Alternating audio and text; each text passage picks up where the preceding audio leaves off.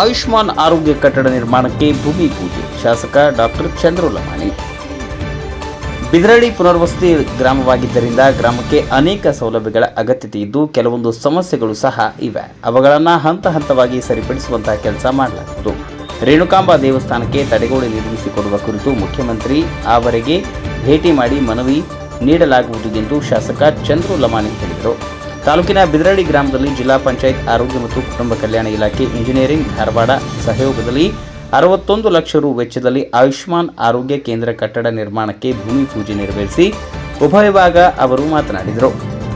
ಈ ಸಂದರ್ಭದಲ್ಲಿ ಮುಂಡ್ರಗಿ ಮಂಡಲದ ಬಿಜೆಪಿ ಅಧ್ಯಕ್ಷ ಕುಮಾರಸ್ವಾಮಿ ಹಿರೇಮಠ್, ಮಲ್ಲಿಕಾರ್ಜುನ್ ಹಣಜಿ, ಶ್ರೀಕಾಂತ್ ಗೌಡ ಪಾಟೀಲ್, ಸುನೀತಾ ಹಾರುಗೇರಿ ಪಾಟೀಲ್, ಎಂಎಂ ಜೋಶಿ, ಸುನೀಲ್ ಮಹಾಪುರುಷ, ಪ್ರಶಾಂತ್ ಗುಡದಪ್ಪನವರ್, ಬಸವರಾಜ್ ಬಿಳಿಮಗ್ಗದ್, ಡಾಕ್ಟರ್ ಸಂತೋಷ್ ಗೌಡ ಪಾಟೀಲ್, ರವಿ ಲಮಾಣಿ ಹಾಗೂ ಬಿಜೆಪಿ ಮುಖಂಡರು, ಅಧಿಕಾರಿಗಳು ಹಾಗೂ ಬಿದರಳ್ಳಿ ಗ್ರಾಮಸ್ಥರು ಉಪಸ್ಥಿತರಿದ್ದರು. ಅರ್ಜುನ್ ಹೊಸ್ಮನಿ, ಮುಂಡ್ರಗಿ.